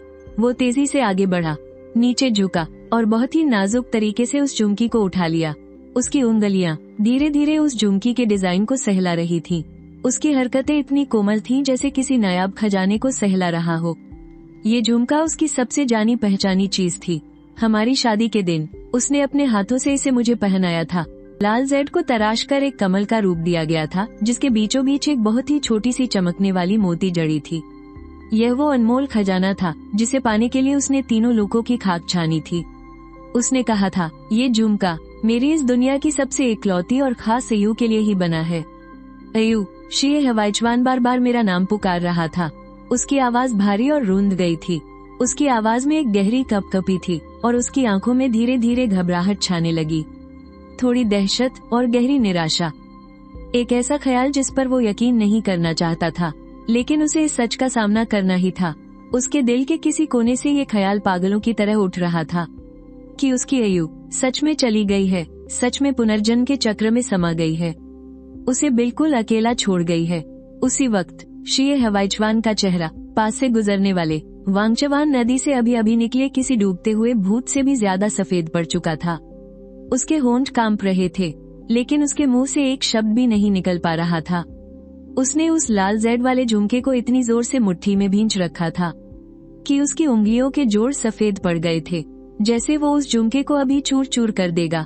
उसकी उंगलियों के पो कांप रहे थे और यहाँ तक कि उसके बोलने के लहजे में भी एक सिहरन थी। उसने अपने बगल में खड़े पुनर्जन्म के द्वार की रखवाली करने वाले उस अधिकारी की तरफ देखा। उसकी आवाज में एक आखिरी बची खुची उम्मीद झलक रही थी, जैसे वो किसी सच की पुष्टि करना चाहता हो या शायद खुद को ही धोखा दे रहा हो। उसने पूछा, अभी जो इस पुनर्जन्म के चक्र में गई है वो कौन थी? उसके सामने खड़े उस अधिकारी ने अपना सिर झुका लिया। उसकी हिम्मत नहीं हुई कि वो शीये हवाईचवान की खून से लाल हो चुकी उन आंखों में देख सके। उसकी आवाज एकदम साफ थी, लेकिन उसमें एक ऐसा ताना भी छुपा था जिसे पकड़ना मुश्किल था। उसने एक एक शब्द पर जोर देते हुए बिल्कुल साफ साफ कहा, हुजूर, वो फू यू थी। ये बात सुनते ही शीये हवाईचवान की आंखों की पुतलियां सिकुड़ गईं, जैसे उस पर आसमान से कोई बिजली गिर पड़ी हो। ऐसा लगा मानो उसके पूरे शरीर का खून ही जम गया हो। उसके पैर कांपने लगे और अब वो खुद का वजन नहीं सह पाया। वो बेसुध होकर जमीन पर घुटनों के बल गिर पड़ा। उसके घुटने ठंडे नीले पत्थरों से बहुत जोर से टकराए, जिससे एक भारी आवाज गूंज उठी, लेकिन उसे जैसे कोई दर्द ही महसूस नहीं हुआ। वो बस पागलों की तरह उस झुमके को अपनी मुट्ठी में दबाए खाली और सूनी आंखों से पुनर्जन्म के द्वार को घूरता रहा। इस पल शीये हवाईचवान के चेहरे का सारा रंग उड़ चुका था। उसका चेहरा एक कोरे कागज की तरह सफेद पड़ गया था। कहाँ गया उसका वो पुराना रुतबा जिससे चारों दिशाएं कांप उठती थी? वो हेबत जिससे सैकड़ों भूत उसके सामने घुटने टेक देते थे, वो सब कहाँ गया? अब वो बस एक ऐसा बेचारा और बेबस इंसान लग रहा था जिसने अपने प्यार को खो दिया हो। उसने छटपटाते हुए उठने की कोशिश की, लेकिन ऐसा लगा जैसे उसके शरीर से किसी ने आखिरी कतरा भी ताकत का निचोड़ लिया हो। उसकी कई कोशिशें सब बेकार गईं। उसने उस अधिकारी के कॉलर को मुट्ठी में दबोचा और उसे पूरी ताकत से खींचकर अपने चेहरे के सामने ले आया। उसकी आंखों में खून उतर आया था और वो लगभग पागलों की तरह चीखते हुए दहाड़ा, ये क्या बकवास कर रहे हो तुम? मेरी अयु, वो पुनर्जन्म के लिए कैसे जा सकती है? ऐसा कैसे हो सकता है? वो मुझसे इतना प्यार करती है। उसने तो कहा था कि वो जन्म जन्म तक मेरे साथ रहेगी। वो मुझे इस तरह कभी अकेला नहीं छोड़ सकती। तुम झूठ बोल रहे हो, तुम पक्का मुझसे झूठ बोल रहे हो। उसकी उस चीख में एक गहरी, दम घुटने वाली निराशा थी, जो पुनर्जन्म के द्वार के चारों ओर गूंजने लगी, जिससे पेड़ों की डालियों पर बैठे कौवे फड़फड़ा कर उड़ गए और यहाँ तक कि वांगचवान नदी की बहती धाराएं भी। सब कुछ जैसे धीमा सा हो गया था। मैं हवा में तैर रही थी। उसे इस तरह पागलों की तरह तड़पते हुए देखकर मेरी हल्की सी हंसी छूट गई। हाँ, बिल्कुल वैसे ही जैसे कभी मैंने शेहुवाई छवान की कसमों पर आंख मूंदकर भरोसा किया था। मैंने अपने अगले जन्म की परवाह नहीं की, इंसानी दुनिया की सारी खुशियां छोड़ दी और इस ठंडी सूनी पाताल लोक में रुकने का फैसला किया। बस हर दिन उसके साथ रहने के लिए, उसके लिए अपने हाथों से खाना बनाया, उसकी हर थकान को मिटाने की कोशिश की। उस सूने और वीरान जूसांग महल में उसका इंतजार करती रही, सदियों तक उसका साथ निभाया। शेहुवाई छवान को भी शायद पूरा यकीन था कि मैं उसे छोड़कर कभी नहीं जाऊंगी। उसे लगता था कि मैं किसी बेल की तरह हमेशा उसी से लिपटी रहूंगी। उसे यकीन था कि वो चाहे जो भी करे, मैं उसे हमेशा माफ कर दूंगी। पर वो भूल गया कि इंसान का दिल कभी न कभी तो भर ही जाता है। प्यार भी एक दिन खत्म हो जाता है। सदियों का वो गहरा लगाव बार बार के धोखे और नजरअंदाज किए जाने के आगे दम तोड़ ही देता है। शेहुवाई छवान को ना जाने अचानक क्या समझ आया। उसने अचानक श्याओ गेंग का कॉलर छोड़ दिया और ठंडे नीले पत्थरों की दीवार से जा लगा। वो जोर जोर से हाँफने लगा। यमराज की वो खौफनाक और दम घुटने वाली ताकत चारों तरफ फैलने लगी। आसपास के सारे छोटे मोटे भूत प्रेत उस दबाव से जमीन पर रेंगने लगे। किसी की सिर उठाने तक की हिम्मत नहीं हो रही थी। पुनर्जन्म के दरवाजे के पास लगे नीले पत्थरों में भी उस खौफनाक ताकत से दरारें पड़ने लगी। ऐसा लग रहा था जैसे पूरी दुनिया पर एक मनहूस साया छा गया हो, जैसे कोई बहुत बड़ा तूफान आने वाला हो। उसने अपनी बेचैनी और घबराहट को दबाया। उसकी आंखों में एक अजीब सा खौफनाक गुस्सा चमक उठा। उसने दांत पीसते हुए कहा, उसकी आवाज बर्फ की तरह ठंडी थी, बताओ, तुम अयु को आखिर कहाँ ले गए हो? क्या वो अब भी इसी पाताल लोक में है? क्या वो मुझसे नाराज होकर ऐसा कर रही है? श्याओ गेंग उस भारी दबाव से जमीन पर गिरा पड़ा था। वो उठ नहीं पा रहा था। उसके मुंह से खून रिस रहा था। फिर भी उसने अपना सिर उठाया। उसकी आंखों में अब भी एक ताना था। उसने शेहुवाई छवान की तरफ देखा। मालिक, फू यूजी अपनी मर्जी से पुनर्जन्म के चक्र में गई हैं। पुनर्जन्म की किताब पर उनके खुद के दस्तखत हैं। उन्होंने 7 दिन पहले ही अपने हाथ से नाम लिखा था। न किसी ने उन्हें मजबूर किया और न ही किसी ने उन्हें रोका। वो खुद आपको छोड़कर जाना चाहती थी। उसकी बात अभी पूरी भी नहीं हुई थी कि शेहुवाई छवान का सबसे खास आदमी लोंगच्यू पुनर्जन्म की किताब हाथ में लिए वहाँ आ गया। वो लड़खड़ाता हुआ दौड़कर आया था। उसके माथे पर पसीना बह रहा था। उसका चेहरा पीला पड़ चुका था और उसकी सांसें बुरी तरह कांप रही थी। लोंगच्यू ने अदब से सिर झुकाया। उसकी शेहुवाई छवान से आंख मिलाने की हिम्मत नहीं हो रही थी। उसने बस वो पीले पड़ चुके पन्नों वाली किस्मत और पुनर्जन्म की किताब शे हुआई छवान के सामने बढ़ा दी। उसकी आवाज घबराई हुई थी। उसने बहुत डरते डरते कहा, मालिक, इस पुनर्जन्म की किताब में सच में फू यूजी का ही नाम है और लिखावट भी उन्हीं की है। यहाँ तक कि उनके जन्म का समय भी बिल्कुल सही है। शे हुआई छवान ने कांपते हुए हाथों से वो किताब थाम ली। उसकी उंगलियां उन पीले पन्नों पर फिरी और जैसे ही उसकी नजर उस जाने पहचाने फूयू नाम पर पड़ी, उसे लगा जैसे किसी ने उस पर बिजली गिरा दी हो। उसका शरीर बुरी तरह लड़खड़ा गया। वो बस जमीन पर गिरते गिरते बचा। वो लिखावट वही लिखावट थी जिसे वो सदियों से देखता आ रहा था। उसका एक एक अक्षर बहुत कोमल और प्यारा था, बिल्कुल उसके जैसा। पर अब ये लिखावट एक तेज खंजर की तरह थी जो सीधे उसके सीने में उतर गई थी, लहूलुहान कर देने वाली। तो जिसने अभी अभी पुनर्जन्म के चक्र में छलांग लगाई है, क्या वो सच में वही थी? उसकी आवाज पूरी तरह भर्रा गई थी, जैसे गले को रेगमाल से रगड़ दिया गया हो। उसका एक एक लफ्ज बेइंतहा दर्द से भरा था। उसे बस अपने सीने में उबलता हुआ खून महसूस हो रहा था, जो बस बाहर छलकने ही वाला था। उसी पल पुनर्जन्म के द्वार के पास बिजलियां कड़कने लगी और घने काले बादल छा गए। तूफानी हवाएं चलने लगी। वैतरणी नदी का पानी उबलने लगा था और उसमें कई फीट ऊंची भयंकर लहरें उठने लगी। पाताल लोक की पूरी दुनिया यमराज के इस क्रोध और निराशा से जैसे चकनाचूर होने लगी थी। लॉन्ग जियू समझ गया कि अनर्थ हो गया है। वो जानता था कि शे हुआईचुआन इस वक्त अपने गुस्से और दर्द की सारी हदें पार कर चुके हैं। वो तुरंत घुटनों के बल बैठ गया। उसकी आवाज कांप रही थी, पर उसमें मौत को गले लगाने जैसी हिम्मत भी थी। महाराज, कृपया शांत हो जाइए। लेकिन लेडी फूयू वाकई पुनर्जन्म के लिए जा चुकी हैं। नियति का यही चक्र है। एक बार जो लिखा जा चुका, उसे किसी भी हाल में बदला नहीं जा सकता। पुनर्जन्म के द्वार में कदम रखते ही अतीत पूरी तरह मिट जाता है। अपना आखिरी लफ्ज कहते कहते लॉन्ग जियू ने मौत के इंतजार में अपना सिर झुका लिया। उसका दिल भी निराशा से भरा था। उसने हजारों सालों तक शे हुआईचुआन की सेवा की थी, पर अपने स्वामी की ऐसी हालत कभी नहीं देखी थी। इतना बेबस, इतना टूटा हुआ। अतीत मिट जाता है, ये लफ्ज किसी मौत के फरमान की तरह शे हुआईचुआन के दिल पर जा लगे। तो क्या वो हमारे बीच का हर वो कल पूरी तरह भूल चुकी है? हजारों सालों का वो साथ, वो करीब आकर धीमे से कही गई प्यार भरी बातें, जन्म जन्मांतर के वो वादे, और मुझ यमराज को भी भूल गई। इस सर्द और भयानक पाताल को भी भूल गई। अब वो अपने अगले जन्म में एक नई जिंदगी जिएगी। उसकी नई यादें होंगी और कोई नया हमसफर होगा। अब कोई फूयू नहीं होगी और न ही कभी शे हुआईचुआन के लिए कोई प्यार होगा। अचानक शे हुआईचुआन के मुंह से एक दर्द भरी कराह निकल गई। सीने में उफनता खून अब वो और रोक नहीं सका और अचानक उसके मुंह से खून की एक बड़ी उल्टी हो गई।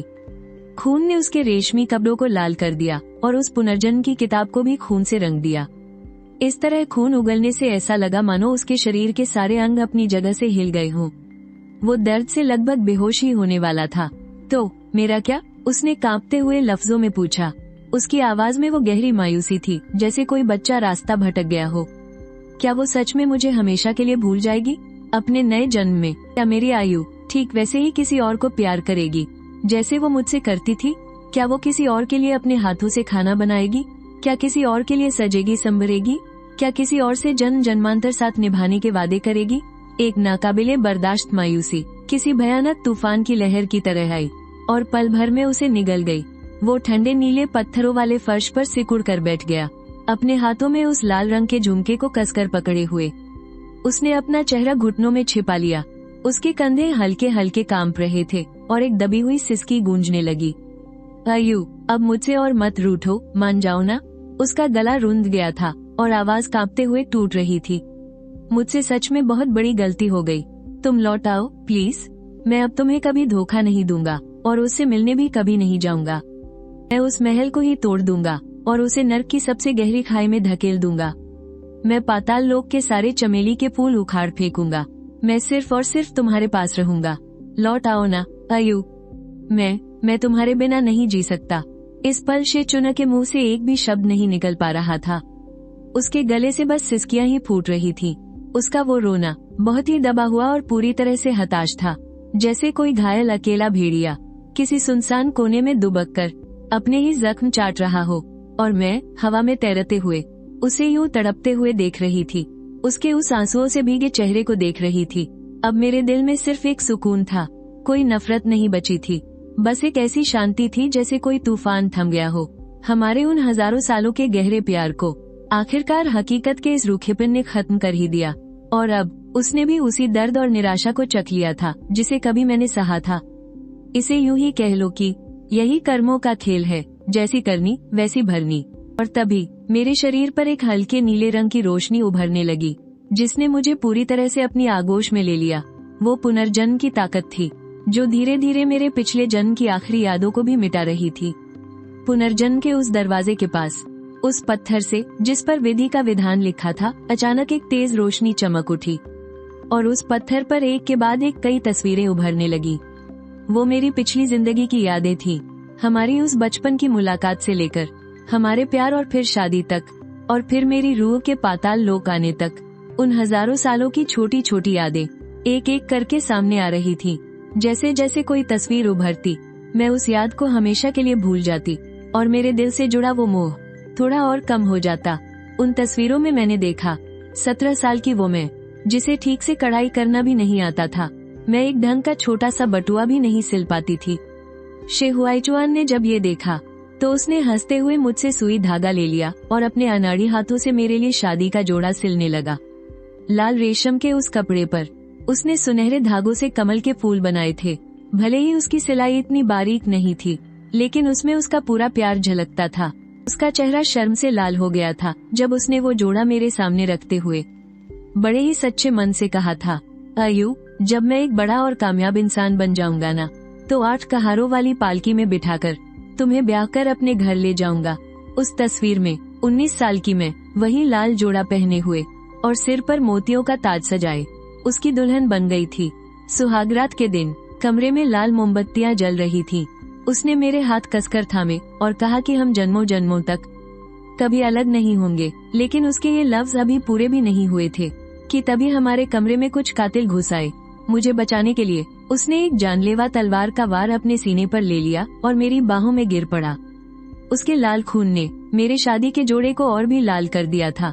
वो मुझे बस देखे जा रहा था। मुस्कुराते हुए उसने कहा, आयु, डरो मत, मैं तुम्हारा इंतजार करूंगा।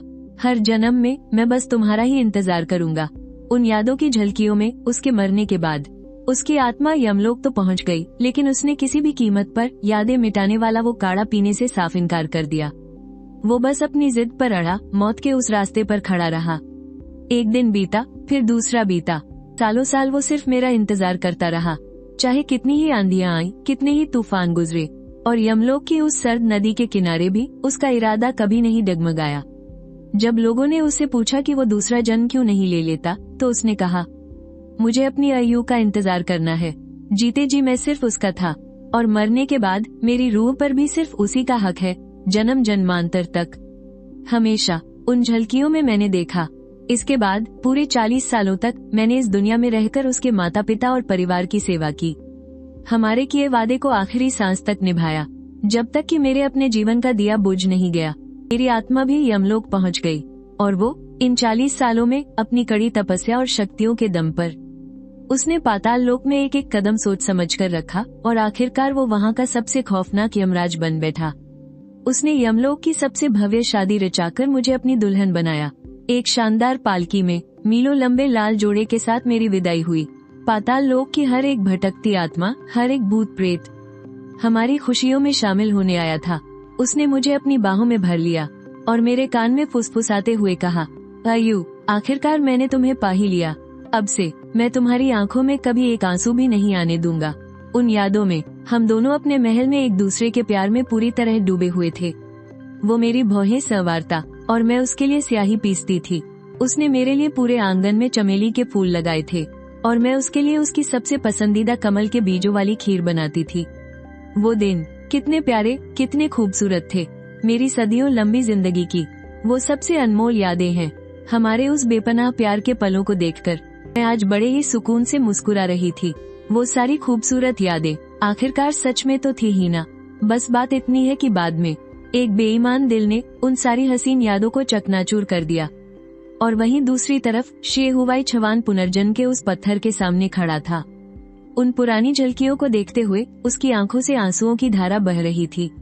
वो मगरूर यमराज जो हमेशा अपने गुरूर में रहता था, जिसने आज तक किसी के सामने घुटने नहीं टेके थे, वो भी आज रो रहा था। वो भी आज इतना लाचार और टूट चुका था। उसने अपना हाथ उठाया जैसे उन झलकियों में मुझे छूना चाहता हो, लेकिन उसकी उंगलियों को सिर्फ एक ठंडी सी रोशनी ही महसूस हुई। वो सारा हसीन गुजरा हुआ कल अब कभी लौटकर नहीं आ सकता था। तभी उस जादुई पत्थर पर उस काली रात का नजारा दिखाई दिया।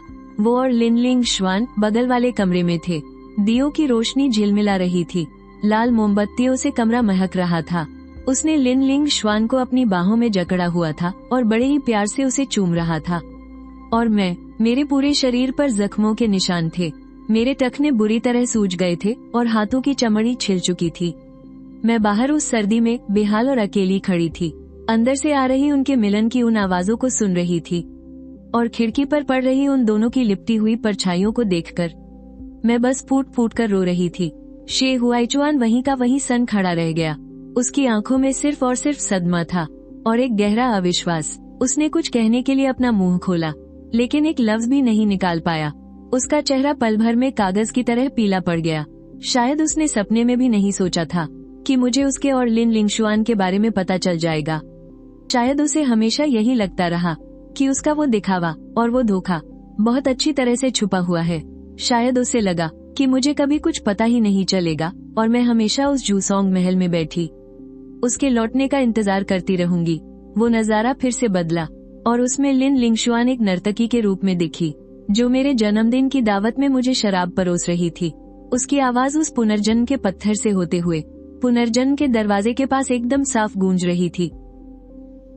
उसका हर एक लफ्ज किसी तेज खंजर की तरह शे हुआइचुआन के सीने में बेरहमी से उतर रहा था। अभी जब तुम गहरी नींद में थी ना, तो उसने मुझे 3 बार अपना बनाया। वो कह रहा था कि जूसोंग महल के पास मेरे साथ प्यार करने में उसे एक अलग ही मजा आता है। वो कह रहा था कि तुम बहुत ही फीकी हो, एकदम बोरिंग। उसकी हर एक बात के साथ शे हुआइचुआन का चेहरा और भी भयानक होता जा रहा था। उसके आसपास की हवा और ठंडी पड़ती जा रही थी और उसकी आंखों में जो पछतावा और निराशा थी वो और भी गहरी होती जा रही थी। और आखिर में उसकी आंखें खून जैसी लाल हो गईं और उसके शरीर से जादुई ताकतें बेकाबू होकर बाहर फूटने लगीं। उसके कपड़े तेज आंधी में फड़फड़ा रहे थे। उसके बाल पूरी तरह से बिखरे हुए थे। वो बहुत ही खूंखार लग रहा था। ये उसके भयंकर गुस्से की बस शुरुआत थी। एक ऐसा गुस्सा जो हजारों सालों में किसी ने नहीं देखा था। वो गुस्से से जोर से दहाड़ा। उसकी आवाज से आसमान और जमीन दहल उठे। पुनर्जन्म के पत्थर पर दिख रहा वो नजारा पल भर में चकनाचूर हो गया और तारों की चमक में बदलकर हवा में कहीं गायब हो गया। लेकिन ठीक उसके बाद उस पत्थर पर फिर से एक तेज रोशनी चमकी और कई सारी छोटी छोटी बातें सामने आने लगी। वो बातें जिन्हें मैंने जानबूझकर अनदेखा किया था और जिन्हें उसने जानबूझकर छुपाया था, वो सब अब उसके सामने आ रही थी।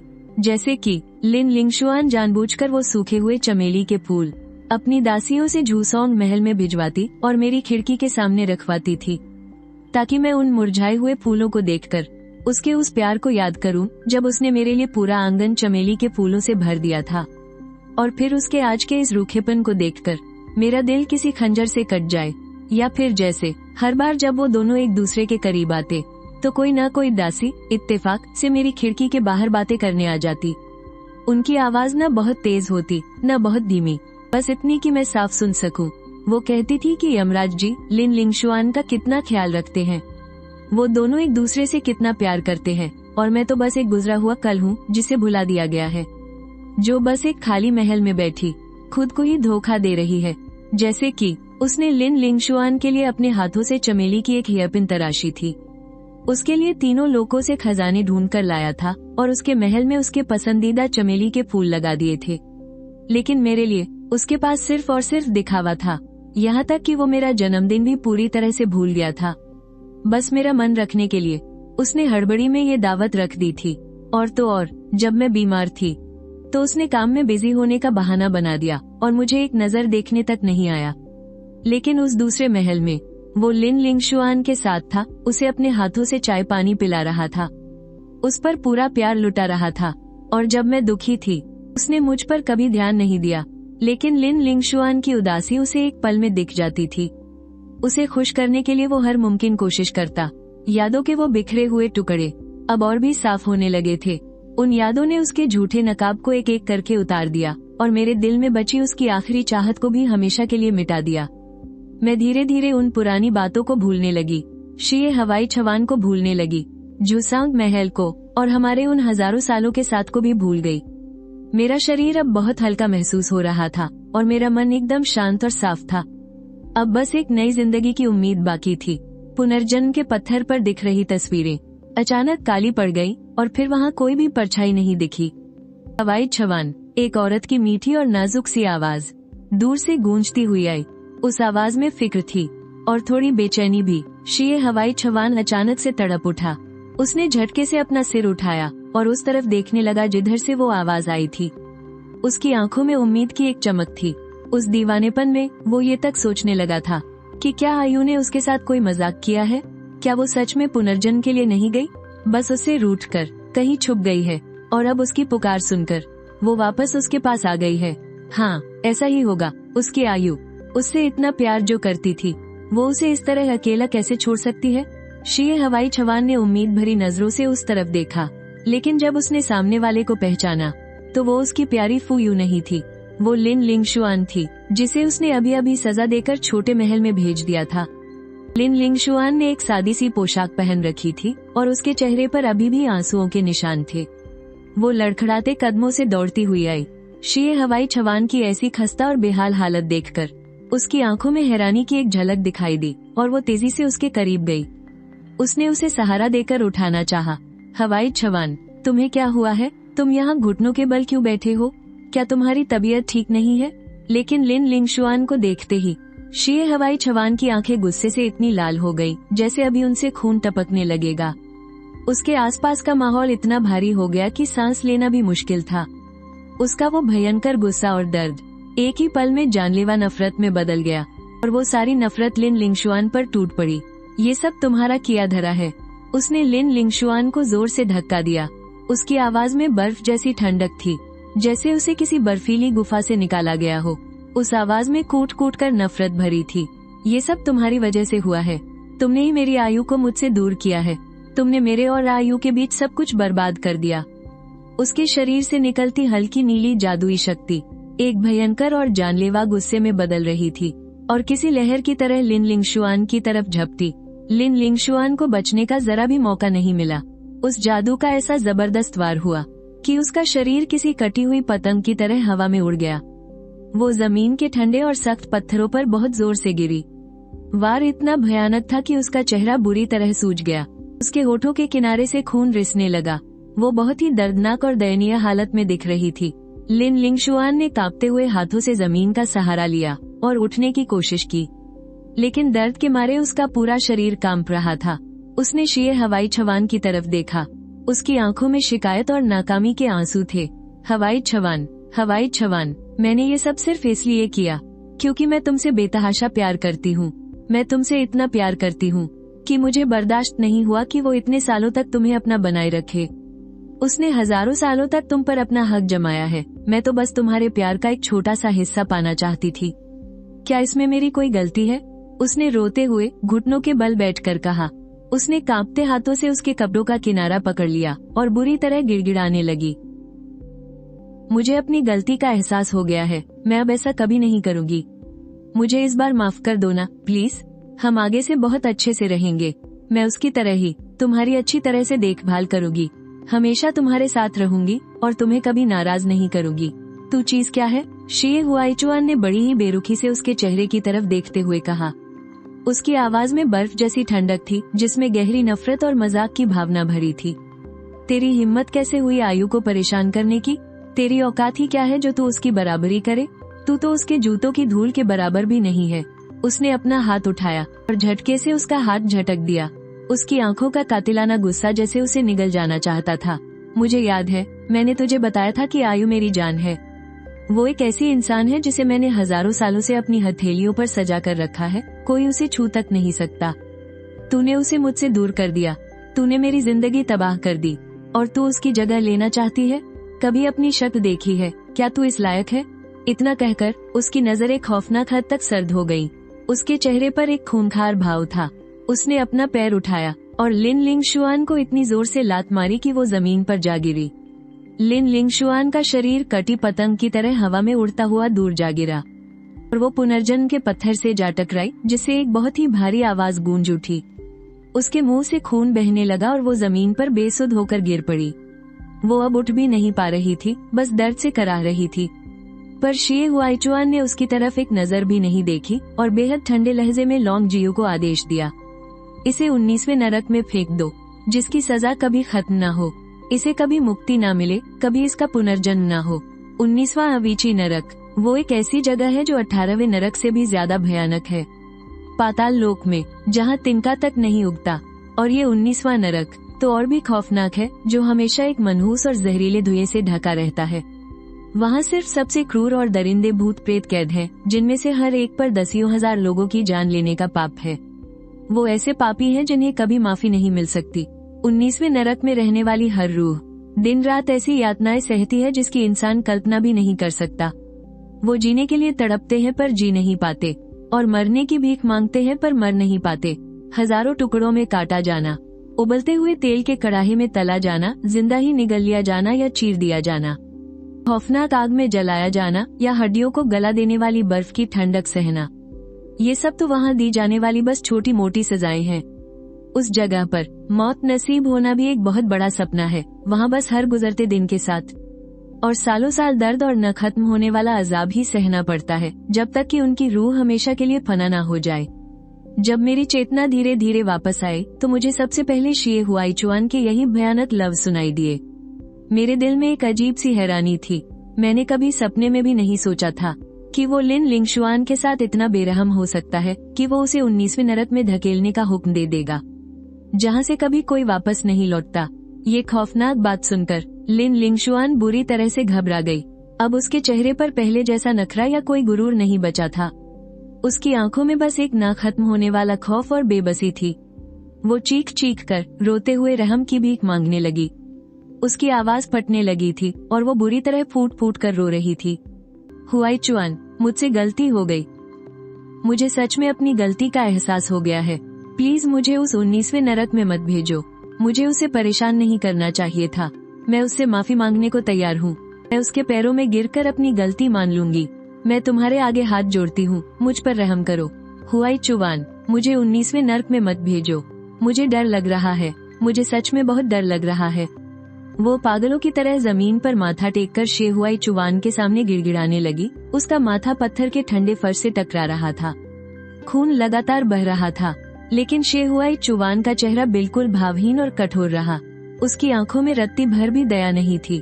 उसने ठंडी निगाहों से लॉन्ग जियू को उसे घसीट कर ले जाते हुए देखा, जैसे वो किसी मुर्दे को देख रहा हो, किसी ऐसे अजनबी को जिससे उसका कोई लेना देना न हो। वो अपना गला फाड़ फाड़ कर चीखती रही, बस उसी का नाम पुकारती रही।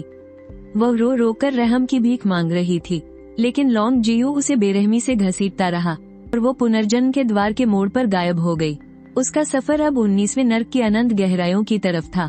उसके रोने की वो चीखें धीरे धीरे बहुत दूर होती चली गईं और आखिरकार तूफानी हवाओं में कहीं खो गईं। शी हुआईचुआन ने उसे पलटकर एक बार भी नहीं देखा। वो बस धीरे से अपनी जगह से उठा और चलकर पुनर्जन्म के द्वार के पास आ गया। उस सफेद रोशनी वाले दरवाजे को वो बस खाली नजरों से घूरता रहा, जैसे वो अब हमेशा के लिए वहीं खड़ा रहना चाहता हो, मेरे लौट आने के इंतजार में। पता नहीं क्यों मैं कभी सच में पुनर्जन्म के चक्र में गई ही नहीं, बल्कि किसी अदृश्य शक्ति ने मुझे अपनी ओर खींच लिया था और मैं शी हुआईचुआन के पीछे ही रह गई। मैंने उसे हर गुजरते दिन के साथ टूटते और कमजोर होते देखा। उसे एक एक कदम अपनी ही बर्बादी की तरफ बढ़ते हुए देखा। मेरे गायब होने के बाद से शी हुआईचुआन फिर कभी नहीं मुस्कुराया। उसके चेहरे से हर भाव जैसे मिट गया था। वो हर दिन एक बेजान मूर्त सा रहने लगा था, जैसे बिना आत्मा का कोई खोखला शरीर हो। वो अब भी पाताल लोक का सारा काम काज संभालता था, लेकिन उसके काम में वो पुरानी सख्ती और तेजी नहीं रही। वो अक्सर जू सांग महल की तरफ मुंह करके पूरा पूरा दिन बस शून्य में घूरता रहता, यहाँ तक कि जब छोटे भूत उसे संदेश देने आते तो वो उनकी बात सुनकर भी अनसुनी कर देता। वो अब 10 दिशाओं को डराने वाला वो खूंखार यमराज नहीं रहा था। वो बस अपनी मोहब्बत को खो चुका एक बेचारा इंसान बन गया था। उसने 6 लोकों का कोना कोना छान मारा, कुदरत के सारे नियम तोड़ दिए, अपनी खुद की बरसों की तपस्या और शक्तियां तक दांव पर लगा दी, ताकि मेरा कोई तो सुराग मिल सके। भले ही वो मेरी आत्मा का एक छोटा सा अंश ही क्यों न हो, या फिर मेरे होने का कोई हल्का सा एहसास ही मिल जाए। वो इंसानी दुनिया में गया, उन सारी जगहों पर भटका जहां हम कभी साथ गए थे, रोशनी से जगमगाती गलियों में, नदियों के किनारे बसे सुंदर शहरों में, और उत्तर के उन बंजर रेगिस्तानों में। हर एक जगह पर उसका वो अकेला साया भटकता रहा। वो वांगचुवान नदी भी गया और बार बार उस खौलते पानी में मुझे ढूंढने की कोशिश की, इस उम्मीद में कि मेरी आत्मा मिल जाए। वो मेंगपो की कुटिया में गया और उससे यादें मिटाने वाले सूप का तोड़ मांगने लगा, ताकि किसी तरह मेरी याददाश्त वापस लाई जा सके। वो पुनर्जन्म के दरबार भी गया और किस्मत की वो किताब बदलना चाहा। वो बस किसी तरह मुझे अपने पास वापस लाना चाहता था, लेकिन कुदरत के चक्र और किस्मत को भला कौन टाल सकता है। ये सब किसी यमराज के बस की बात नहीं थी। शे हुआई चुवान ने अपनी आधी से ज्यादा जादुई ताकतें खो दी। हजारों सालों की उसकी साधना खाक हो गई। उसके बाल सफेद पड़ने लगे और उसका चेहरा भी ढलने लगा था, लेकिन फिर भी उसे मेरा कोई नामो निशान तक नहीं मिला। मेरे होने का एक कतरा भी उसे महसूस नहीं हुआ। वो हर दिन बस एक गहरे सदमे में रहता था और अपना गम भुलाने के लिए शराब का सहारा लेता। वो खुद को शराब में इस कदर डुबा लेता कि पूरा दिन जूसांग महल में ही पड़ा रहता। उस महल की हर एक चीज आज भी बिल्कुल वैसी ही रखी थी जैसी मैं छोड़कर गई थी।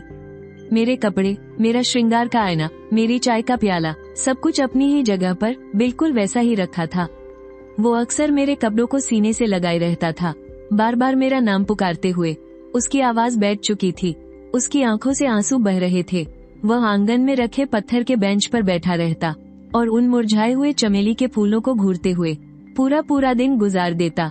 फिर अचानक उसे जबरदस्त गुस्सा आता और वह आंगन के सारे चमेली के पौधे उखाड़ फेंकता, उन्हें जमीन पर पटककर अपने पैरों से बेरहमी से कुचलने लगता और चिल्लाते हुए कहता, अयू को अब चमेली पसंद नहीं है, अयू को चमेली से नफरत है, सब उखाड़ दो, सब जला दो। लेकिन उन पौधों को उखाड़ने के बाद वह फिर से जमीन पर बैठ जाता और बड़ी सावधानी से उन मुरझाई हुई टहनियों को उठाने लगता और एक छोटे बच्चे की तरह सिसक सिसक कर रोने लगता।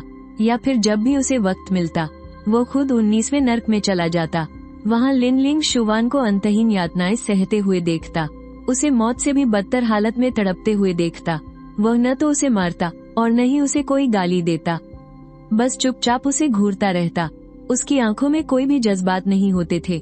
बस जब वो रहम की भीख मांगती तो वो बड़ी बेरहमी से एक ही बात कहता, ये अयू का कर्ज है तुम पर, जो तुम्हें हर हाल में चुकाना होगा। दिन बीतते गए, साल दर साल गुजरते गए। उसकी सारी आध्यात्मिक शक्ति खत्म हो चुकी थी और उसकी जिंदगी का भी अब आखिरी वक्त आ गया था। उसके वो घने काले बाल अब बर्फ की तरह सफेद हो चुके थे। उसका वो हसीन और खूबसूरत चेहरा अब बूढ़ा और बेजान लगने लगा था। उसका वो सीधा और रौबदार शरीर अब पूरी तरह से झुक चुका था। अब उसमें यमराज जैसी कोई बात बाकी नहीं रह गई थी। उस दिन आसमान में घने काले बादल छाए थे और वांगचुवान नदी का पानी उफान पर था। पाताल लोक की हवाओं में उस दिन एक अलग ही सर्द चुभन थी। शे हुआई चुवान ने खुद को जूसांग महल के अंदर बंद कर लिया था। वो किसी को भी अपने आसपास फटकने नहीं दे रहा था। उसने अपने सीने से वो तलाक का खत निकाला जो मैंने बहुत पहले ही लिखकर उसे दे दिया था। वो खत जिसे उसने आज तक कभी खोलकर नहीं देखा था। उसके हाथ कांप रहे थे। उसने बड़ी सावधानी से उस लिफाफे को खोला और जैसे ही उसने मेरी वो जानी पहचानी लिखावट देखी और जैसे ही उसने वो अल्फाज पढ़े, हमारी राहें अब अलग हैं, हम अपनी अपनी खुशी ढूंढ ले। जब उसने खत में लिखे ये चंद लफ्ज पढ़े तो शे हुआई चुवान फूट फूट कर रो पड़ा। उसने अपने दोनों हाथों से अपना चेहरा छिपा लिया और बुरी तरह से बिलखने लगा, बिल्कुल किसी गलती पर पछताते हुए छोटे बच्चे की तरह। वो जमीन पर घुटनों के बल सिकुड़ कर बैठ गया और कांपती आवाज में बार बार मुझसे माफी मांगने लगा। अयू, मुझे माफ कर दो, मुझसे सच में बहुत बड़ी गलती हो गई। तुम वापस लौट आओ ना, प्लीज, मुझे तुम्हारी बहुत याद आ रही है। वो बार बार मुझसे यही कहकर माफी मांग रहा था, बार बार मेरा ही नाम पुकारे जा रहा था। उसकी आवाज अब पूरी तरह बैठ चुकी थी। उस आवाज में एक गहरी और खौफनाक मायूसी थी। जूसांग महल के अंदर सिर्फ उसके रोने की आवाज गूंज रही थी, जो बेहद दर्दनाक और दिल चीर देने वाली थी। मैंने सफेद बालों वाले उस कमजोर और टूट चुके शे हुआई चुवान की तरफ देखा। उसे जमीन पर सिकुड़कर इस तरह बिलखते हुए देखकर मेरे मुंह से एक हल्की सी आह निकल गई। अगर अंजाम यही होना था तो फिर तुमने शुरुआत में वो सब किया ही क्यों? अफसोस, इंसान हमेशा से ही इतना लालची रहा है, जब कोई चीज पास होती है तो उसे उसकी कद्र नहीं होती, और हमेशा सब कुछ खो देने के बाद ही उसे अपनी गलती का एहसास होता है। लेकिन इस दुनिया में पछतावे की कोई दवा नहीं बनी है। लेकिन ऐसा लगा जैसे शेहुआईचुआन ने मेरी आह सुन ली हो। उसने अचानक अपना सिर ऊपर उठाया। उसकी धुंधली आंखों में एक चमक सी दौड़ गई और उसने बमुश्किल खुद को सहारा देकर खड़ा किया। वो हर तरफ मुझे ढूंढने लगा। उसकी आवाज कांप रही थी। आयु, क्या ये तुम हो? आयु, क्या तुम वापस आ गई हो? क्या तुमने मुझे माफ कर दिया है? वो दीवार का सहारा लिए हुए धीरे धीरे उठा और लड़खड़ाते हुए महल में चलने लगा। उसने हवा में मुझे छूने के लिए हाथ बढ़ाया और लगातार पुकारता रहा, आयु, बाहर आ जाओ ना। मुझे बस एक बार तुम्हें देखने दो, सिर्फ एक बार। मेरी जिंदगी की बस यही एक आखिरी ख्वाहिश है कि मैं तुम्हें एक बार और देख सकूं, ताकि तुमसे माफी मांग सकूं। आयु, मैं तुम्हारे आगे हाथ जोड़ता हूँ। उसकी आंखों से आंसू छलक कर गालों पर बहने लगे, जो ठंडे पत्थरों के फर्श पर गिरकर तारों की चमक की तरह बिखर गए। ठीक उसी वक्त पुनर्जन्म के द्वार की ओर से एक सुनहरी रोशनी नीचे आई, जो जूसांग महल की खिड़कियों को चीरते हुए मेरे ऊपर आ गिरी। बाहर से एक मुर्गे की साफ बांग सुनाई दी। वो मेरे नए जन्म का आखिरी संकेत था। मैं समझ गई, मेरा वक्त आ गया है। अब मुझे सच में पुनर्जन्म के रास्ते पर आगे बढ़ना होगा। मुझे अपनी उस नई जिंदगी का स्वागत करना है जो सिर्फ मेरी है। मेरा शरीर धीरे धीरे हल्का होने लगा और ठीक उसी पल जब मैं पुनर्जन्म के द्वार में कदम रखने वाली थी, मैंने देखा कि शेहुआईचुआन ने उस लाल झुमके को अपने सीने से कसकर लगा रखा था। वो पुनर्जन्म के द्वार की तरफ ही देख रहा था। उसकी आंखों में खोने का दर्द और बेबसी साफ छलक रही थी। और फिर आखिरकार उसने धीरे से अपनी आंखें मूंद ली और अगले ही पल उसका शरीर धुएं की एक हल्की सी लकीर में बदल गया और महल की हवा में कहीं खो गया। उसकी रूह इस दुनिया से हमेशा के लिए मिट गई, बिना कोई नामो निशान छोड़े। आखिरकार वो भी मेरे पीछे पीछे चला ही गया। इस दर्दनाक तरीके से उसने अपनी जिंदगी का अंत कर लिया और हमारी सदियों पुरानी उस उलझन को भी हमेशा के लिए खत्म कर दिया। मेरे पास उसे मुड़कर देखने का वक्त नहीं था और न ही अफसोस करने का।